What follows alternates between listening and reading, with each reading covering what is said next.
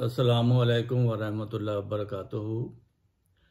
आज की माएँ भी अपने बेटों को वली अल्लाह बना सकती हैं। एक दफ़ा मौलवी गुलाम रसूल साहब राजे की जो सिलसिला आलिया अहमदिया में बड़े मशहूर व मरूफ हैं कि अल्लाह ताला उनकी दुआएं सुनता था, वो वली अल्लाह थे। एक दफ़ा एक बाबरकत मकाम पर उनके बेटे से मेरी मुलाकात हुई, तो बातों में जब मौलवी साहब की बातें चलीं, मैंने कहा वो तो बहुत पहुँचे हुए बुज़ुर्ग थे, उनकी तो अल्लाह ताला बहुत दुआएं सुनता था। कहने लगे कि अहमदियत से पहले भी हमारे ख़ानदान में इसी तरह वली अल्लाह पैदा होते थे, इसी तरह उनकी दुआएं अल्लाह ताला सुनता था।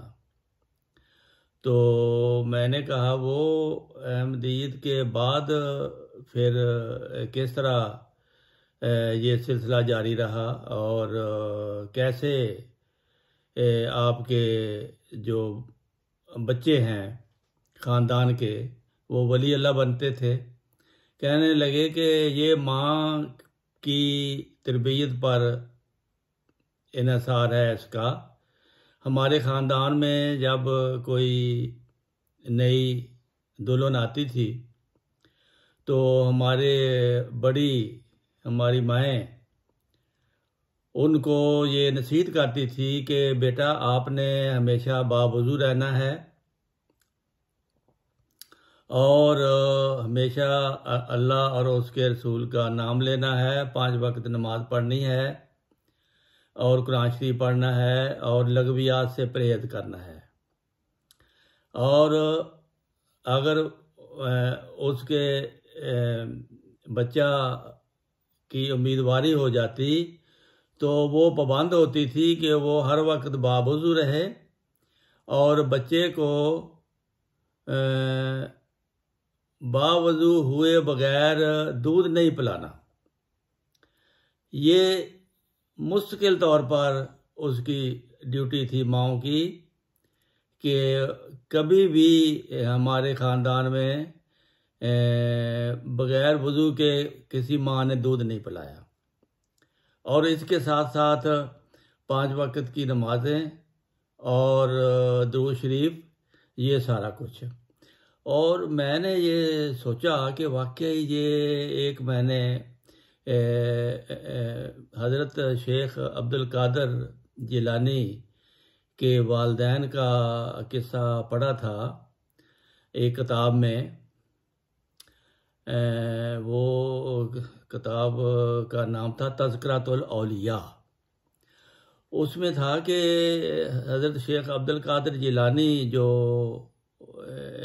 छठे इमाम हुए हैं इस्लाम के, उनके वालिद एक नहर में नहा रहे थे तो उन्होंने सेब एक तैरता हुआ आया और वो उसने खा लिया। जब खा लिया तो उसको एहसास हुआ ये सेब तो मेरा नहीं था, मैंने मालिक से ख़रीदा नहीं और मैं खा लिया हूँ, और अब इसका मदावा कैसे हो। वो बाहर निकल कर कपड़े पहने उसने और जिस तरफ से पानी आता था चल पड़ा। थोड़ी दूर गए तो एक बाग नज़र आया कि वहाँ वाकई सेब का दरख्त नहर पर झुका हुआ था और यकीनन उससे सेब टूटा और पानी में गिर गया। तो वो मालिक को जाकर कहने लगा बाग में कि मैंने आपका एक सेब खाया है, इसका आप मुझसे मुआवजा ले लें। वो कहने लगा मैंने तो आपको सेब दिया नहीं। वो कहने लगे कि नहीं, मैं नहा रहा था तो नहर में पानी में तैरता हुआ सेब आपका आ रहा था।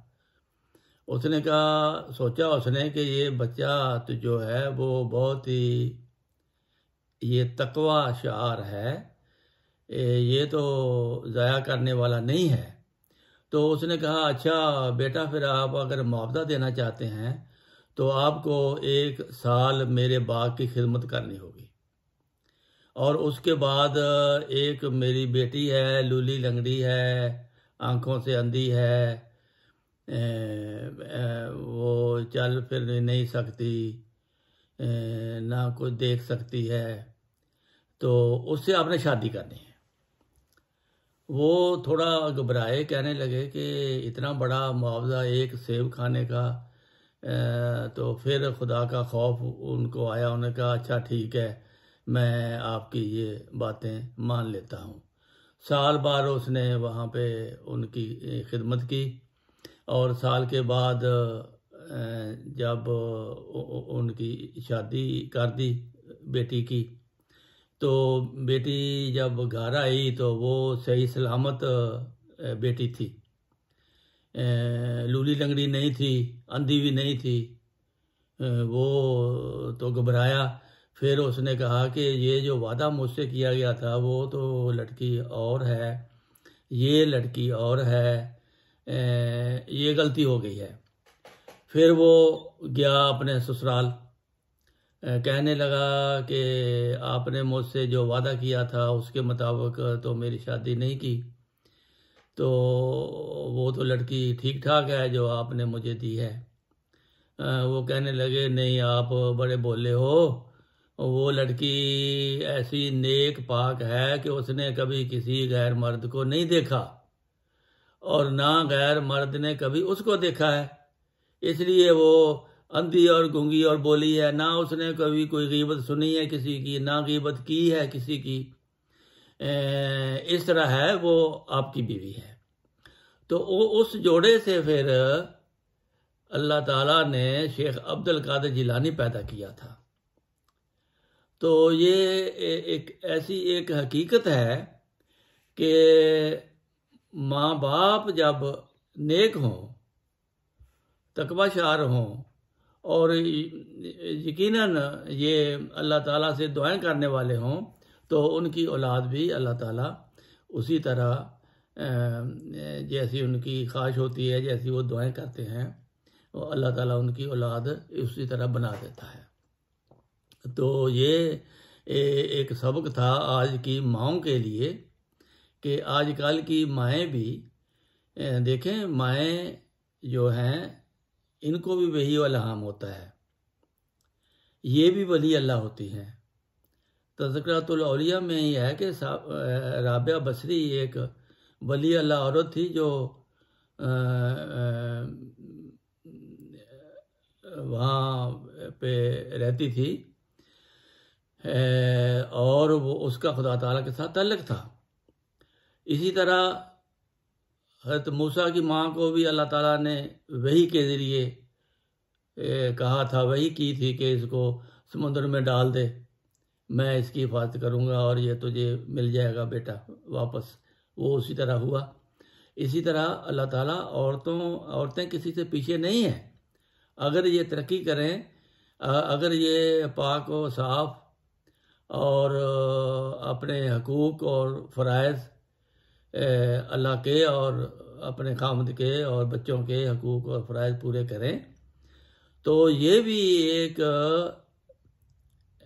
ऐसी औरतें बन सकती हैं जिनसे खुदा ताला का डायरेक्ट ताल्लुक़ हो सकता है।